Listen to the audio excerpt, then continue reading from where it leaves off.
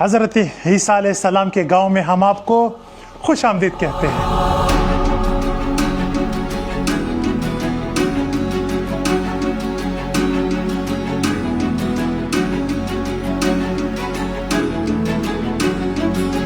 اب یہاں پر میں نے بہت سارے لوگوں سے پوچھا کہ اس کو کس نے بنایا تھا، کیا تاریخ ہے، کیا مقصد ہے اس کی، کسی کو کچھ پتہ نہیں ہے۔ سبعین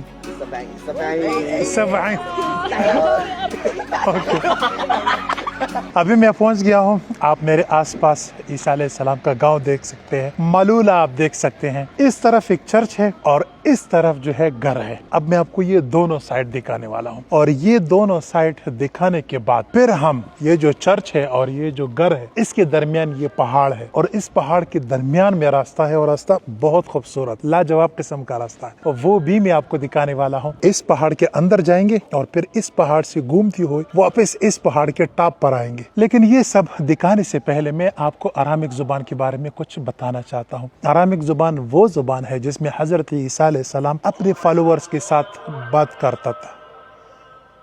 ماشاءاللہ اذان شروع ہو گئی۔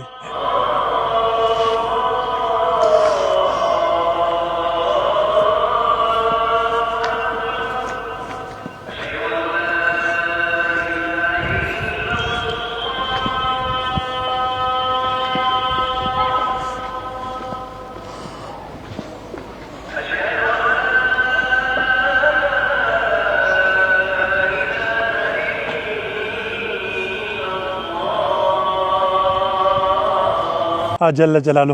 اچھا جی، تو میں کہاں تھا؟ ارامک زبان میں۔ تو ارامک زبان کو سمجھنے کے لیے ہمیں تھوڑا سا پیچھے جانا ہوگا، جو میڈل ایسٹ ہے، جو تقریباً 20-22 کنٹریز ہیں، مجھے ایگزیکٹلی یاد نہیں ہے کہ کتنے کنٹریز ہیں، بہرحال جتنی بھی ہے، یہاں پر جتنی بھی زبانیں بولی جاتی ہے، ویسے اکثر کنٹریز میں تو عربی بولی جاتی ہے، لیکن خیر جتنی بھی زبانیں ہیں ان سب کی جو ماں ہے وہ ہے سامی زبان، اور سامی زبان سے سارے زبانیں نکلتی ہیں۔ فار ایگزامپل عبرانی، عربک، ارامک، سریانی، عبرانی، یہ سارے کے سارے سامی زبان سے نکلتی ہیں۔ تو ارامک زبان بھی حضرت عیسیٰ علیہ السلام کی اپنی زبان ہے، اور یہ بھی سامی زبان سے نکلا ہے۔ یہ زبان ابھی ختم ہونے والی ہے، ابھی یہ زبان صرف اور صرف یہاں پر بولی جاتی ہے۔ اس گاؤں کا نام ہے ملولہ، اور ایک گاؤں یہاں سے تھوڑا سا آگے ہے، اس کا نام ہے خبے، وہاں پر بھی ارامک زبان بولی جاتی ہے۔ بس یہ 2-3 گاؤں ہے پوری دنیا میں جہاں پر یہ زبان بولی جاتی ہے، اور ابھی اس زبان کے بولنے والے بھی بہت کم ہو گئے ہیں، مطلب یہ زبان ابھی ختم ہونے والی ہے، لیکن یہ لوگ کوشش کر رہے ہیں کہ اس زبان کو کسی طرح زندہ رکھا جائے۔ اور عربی زبان کی اگر میں بات کروں تو یہ میری پہلی کنٹری ہے، نہیں دوسری کنٹری ہے، پہلے لبنان ہے اور ابھی دوسری یہ ہے۔ تو میں یہ سوچتا تھا کہ جو عربی ہم قرآن مجید میں سنتے ہیں یا جو عربی ہم حدیث میں سنتے ہیں، میں سوچتا تھا کہ یہ لوگ بھی ایسی ہی بات کرتے ہوں گے، لیکن ایسا نہیں ہے میرے بھائی۔ قرآن مجید کی عربی بالکل الگ ہے، حدیث کی عربی بالکل الگ ہے۔ ہمارے جو مذہبی تقریبات میں جو عربی ہم سنتے ہیں نا، وہ عربی یہاں پر نہیں بولی جاتی۔ ہر کنٹری کا اپنا زبان ہے، زبان تو عربی ہے لیکن اکثر ایکسنٹ مطلب الگ ہوتا ہے، اور اتنا الگ ہوتا ہے کہ ایک کنٹری کا بندہ دوسری کنٹری کا زبان ہی نہیں سمجھ۔ چل میں اب مثال سے آپ کو سمجھانے کی کوشش کرتا ہوں۔ میں ایک پشتون ہوں، ہماری اگر دیر سے شروع کیا جائے، ہمارے دیر والے جو بھائی ہے وہ الگ زبان تو نہیں بولتے، پشتو بولتے ہیں، لیکن ان کا ایکسنٹ الگ ہوتا ہے۔ پھر جب ہم باجوڑ آتے ہیں ان کا ایکسنٹ الگ ہے، پھر ہم جب مومند آتے ہیں وہاں پر ایکسنٹ الگ ہے، حالانکہ ہم سب پشتو بولتے ہیں لیکن ایکسنٹ الگ ہے۔ اسی طرح یہاں پر بھی ہے، لبنان کے لوگ الگ قسم کی عربی بولتے ہیں، یہاں کے لوگ الگ قسم کی عربی بولتے ہیں، تو یہی میری غلط فہمی یہاں پر دور ہو گئی۔ بہرحال ابھی اس جگہ کو ایکسپلور کرنا شروع کرتے ہیں، ٹائم ہمارے پاس کم رہ گیا ہے۔ تو جناب والا چرچ کے اندر داخل ہو چکا ہوں، اور کافی خوبصورت ہے، اس کا ڈیزائن لاجواب ہے۔ میں آپ کو دکھانا چاہتا ہوں جلدی سے کہ ابھی کوئی آ جائے اور مجھے کہے کہ بھائی صاحب یہاں پر تصویر کیوں بنا رہے ہو، ویڈیو کیوں بنا رہے ہو، جلدی سے میں آپ کو دکھاتا ہوں۔ سب سے پہلے تو یہ ڈیزائن دیکھیے، یہ ڈیزائن جو ہوا ہے نا یہ ابھی کا نہیں ہے، یہ 3-4 ہزار سال پرانا ہے، ٹھیک ہے۔ اور اس کی تاریخ میں بتا چکا ہوں، اگر آپ نے میرے لبنان کی ویڈیوز دیکھی ہیں تو اس میں آپ کو سب کچھ بتا چکا ہوں کہ جتنے بھی چرچ وغیرہ بنے ہیں یہاں پر لبنان میں، جتنے بھی مڈل ایسٹ میں، اکثر مڈل ایسٹ میں جتنے بھی آپ پرانے زمانے کی جو تعمیر دیکھ رہے ہیں نا، لوگ کہتے ہیں یہ رومن تھے اور رومن نے اور سب کو بنایا تھا، ایسا نہیں ہے۔ یہ سارے کے سارے فونوشینز لوگوں کے مندر تھے، اور اس کے بعد یہ صلیبی آ گئے اور انہوں نے مندروں کے اوپر قبضہ کیا، اور اس کے بعد یہ سب کچھ بنایا۔ تو یہ سب کچھ جو ہے نا آپ دیکھ سکتے ہیں، یہ مندر ہے اور یہ بہت پرانے ہیں، مطلب ہزاروں سال پرانے ہیں۔ یہ سسٹر ہے، اہلاً و سہلاً، شکراً۔ بس بھائی صاحب اس سے زیادہ عربی ہمیں نہیں آتی، اور اس نے یہ چرچ ہمارے لیے کھول دیا ہے۔ تو یہ آپ ایک خوبصورت چرچ دیکھ سکتے ہیں، यहाँ पर इनका कोई बुजुर्ग आप देख सकते हैं, यूहन्ना साहब है। ऊपर आप देख सकते हैं एक बुजुर्ग है, 2 खातून है, किसी को कुछ दे रहे हैं। और इससे भी ऊपर अगर देखा जाए बहुत खूबसूरत किस्म की तस्वीरें हैं। यहाँ पर मेरा ख्याल है कि यहाँ पर चंदा डाला जाता है। तो यहाँ पर आप देख सकते हैं बहुत सारे चेयर्स हैं, यहाँ पर लोग बैठते हैं इबादत करने के लिए।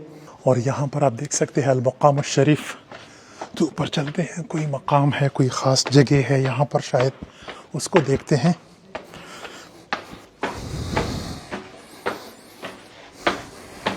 ये एक बहुत बड़ा पहाड़ है और उस पहाड़ के ऊपर सीढ़ियाँ बनाई गई है। इन सीढ़ियों के ऊपर मैं अभी ऊपर आया हूँ। तो आप यहाँ पर एक दरख्त देख सकते हैं और काफ़ी आजिज़ किस्म की दरख्त है, लोगों पर साया कर रहा है। तो ये इनका म्यूज़ियम है। अभी म्यूज़ियम बंद है, इसके में अंदर मैं नहीं जा सकता, लेकिन सिर्फ बाहर से नज़ारा कीजिए। लेकिन मैं ऊपर जाने वाला हूँ, वहाँ पर ऊपर नहीं, यहाँ पर जाने वाला हूँ।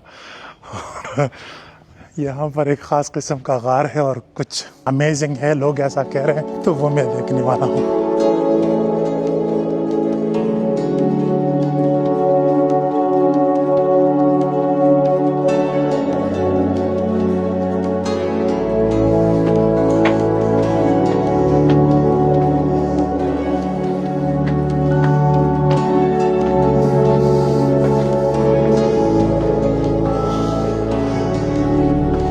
अच्छा जी, तो मैं गार में दाखिल हो चुका हूँ। और अगर आपने मेरे सिंध की सीरीज़ देखी है, बलूचिस्तान की सीरीज़ अगर आपने देखी है, तो उसमें मैंने आपको एक मुकाम दिखाया था लाहौत लामकान के नाम से। अगर आपने वो नहीं देखी, ज़रूर देखी है। तो वहाँ पर भी ऐसा ही एक खूबसूरत गार है और काफ़ी अजीब व गरीब किस्म का गार है। एडिटर साहब स्टोरी नंबर यहाँ पर लगा दो। तो ये स्टोरी है, इसको ज़रूर देखिए। लाहौत लामकान इससे भी अजीब व गरीब है वो जगह। सबसे पहले तो आप यहाँ पर एक दरख्त देख सकते हैं, और चूंकि ये दरख्त ऊपर तो नहीं जा सकती क्योंकि ऊपर जो है गार है, केव है, तो ये इस तरफ गई है, बल्कि बाकायदा इसको झुकाया गया है इस तरफ। तो इसका जो ग्रो है ना, वो बाहर की तरफ हुआ है। और आप देख सकते हैं, मतलब क्या, मतलब जिसने भी ये सब कुछ किया है ना भाई साहब, कमाल किया है उसने। मुझे तो बहुत अच्छा लगा यार। और अभी इस गार से ठंडी ठंडी हवाएं आ रही है, पता नहीं कहाँ से आ रही है, लेकिन ठंडी हवाएं आ रही है। यहाँ पर एक कमरा बनाया गया है, यहाँ पर लोग अंदर जाते हैं और कुछ खास किस्म की इबादत करते हैं और मन्नत मांगते हैं। और यहाँ पर अगर आप देखें तो यहाँ पर कुछ बुजुर्गों की 2-3 तस्वीरें और मुजस्समे लगे हुए हैं। और उसके नीचे यहाँ पर आप देख सकते हैं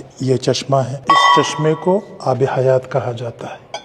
मतलब यहाँ के लोग ऐसा मानते हैं कि जो भी बंदा यहाँ से पानी पिए तो उसकी सारे मुश्किलें हल हो जाती हैं, और अगर उसको कोई बीमारी है तो उसकी बीमारी ख़त्म हो जाती है। साफ़ सुथरा चश्मा है। तो चलो जी, मैं भी थोड़ा सा पानी पीता हूँ ताकि मैं लोगों को कह सकूँ कि यहया खान ने घाट घाट का पानी पिया है। बिस्मिल्लाहिर्रहमानिर्रहीम।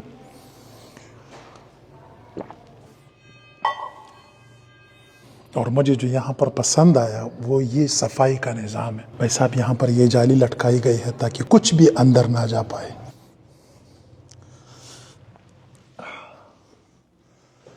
अहलन व सहलन।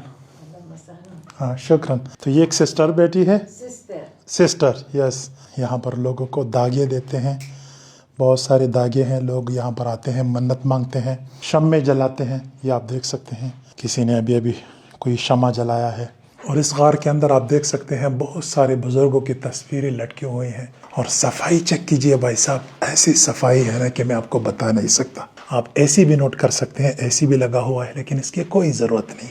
अच्छा जी, तो अभी आपने ये चर्च देख लिया और अभी चलते हैं इस गांव के सबसे इंटरेस्टिंग जगह की तरफ, जो कि यहाँ से शुरू होती है और जो मेरी सबसे फेवरेट है।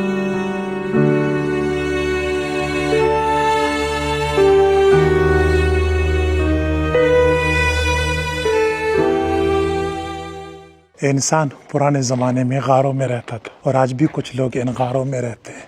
जैसे कि अभी आप देख सकते हैं, शायद ये कोई वॉशरूम है, लेकिन मुझे नहीं लग रहा। मुझे ऐसा लग रहा है कि ये कोई पता नहीं क्या है, लेकिन इतना मैं आपको कंफर्म कह सकता हूँ कि पुराने ज़माने में लोग यहाँ पर रहते थे। और अभी जो आगे मैं आपको पहाड़ दिखाने वाला हूँ ना, इसमें सारे गार ही गार है। अगर आपने मेरी बामियान की वीडियोस देखी है ना, तो ऐसे बहुत सारे जगह वहाँ पर भी मौजूद है। और यहाँ पर जो गार है ना, बड़े अजीब किस्म के हैं। फॉर एग्जाम्पल अगर मैं इसकी बात करूँ तो आप देख सकते हैं ये बहुत छोटा गार है, मतलब इसमें इंसान नहीं रह सकता।